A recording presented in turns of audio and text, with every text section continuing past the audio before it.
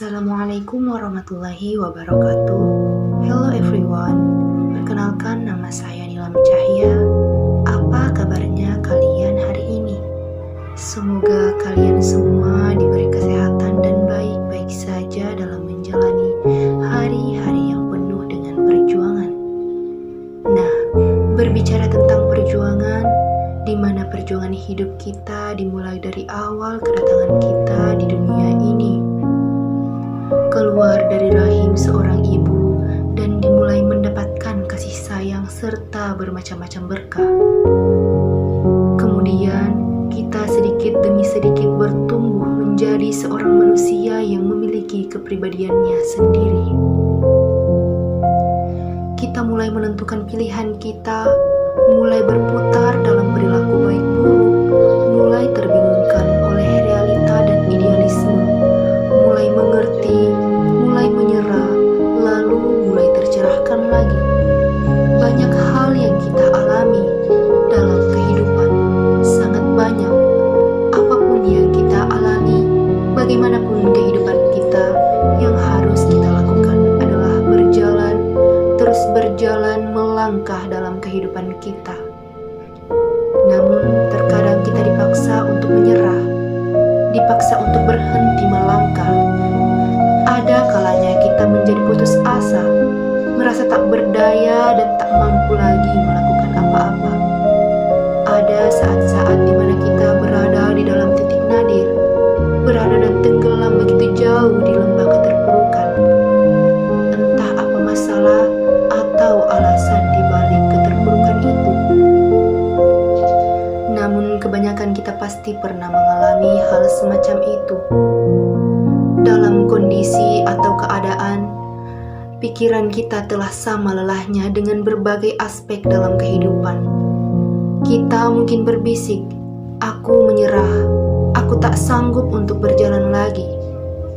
Namun, tiba-tiba saja perjalanannya terasa lebih menyenangkan, karena ada hal-hal yang bisa dinikmati dan disyukuri, sambil terus mencari kebijakan yang tersimpan di dalamnya, agar semua itu tidak lewat begitu saja.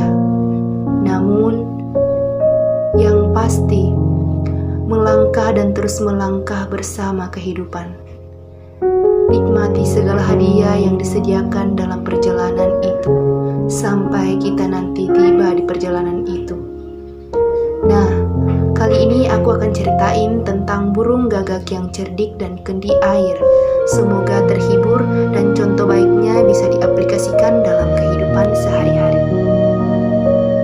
Pada suatu hari, musim kemarau yang cukup panjang, para hewan sangat kesulitan untuk mencari air. Salah satunya adalah burung gagak. Burung gagak ini selalu dijauhi teman-temannya. Selain karena bulunya yang aneh dan jelek, burung gagak ini juga sering diejek sebagai burung yang bodoh. Sebenarnya, burung gagak tidak pernah merasa sedih dan dendam akan hal itu. Dia tetap menerima semua ejekan teman-temannya dengan hati yang ikhlas. Musim kemarau panjang semakin menjadi hingga kekeringan terjadi di mana-mana. Banyak sumber air yang telah mengering hingga membuat para hewan memutuskan untuk mencari air yang memiliki sumber air yang masih mengalir. Mereka sengaja tidak memberitahu burung gagak karena mereka ingin membiarkan burung gagak yang mereka benci mati kehausan. Pada suatu malam, para hewan berbondong-bondong pergi secara diam-diam ketika burung gagak tengah tidur di sarangnya. Pada keesokan harinya, burung gagak merasa bingung karena di tempat itu hanya tinggal dia sendiri. Hewan-hewan yang lain sudah tidak ada di sana dan dia tidak tahu kemana mereka pergi. Akhirnya, dia terbang untuk mencari teman-temannya. Matahari yang panas menyengat dan rasa haus yang sangat menyiksa membuat burung gagak itu kelelahan dan memutuskan turun untuk berteduh di bawah sebuah pohon. Rasa haus yang dirasakan semakin menjadi hingga mendorongnya untuk berusaha mencari air. Setelah lama berputar-putar mengitari tempat itu, dia tidak menemukan air satupun sumber air. Ketika dia hampir menyerah, burung gagak itu menemukan sebuah kendi yang di dalamnya berisi air. Tentu saja burung gagak merasa sangat senang sekali. Tapi masalah kembali muncul. Leher kendi yang panjang dan sempit membuatnya tidak bisa minum air yang ada di dalam kendi tersebut.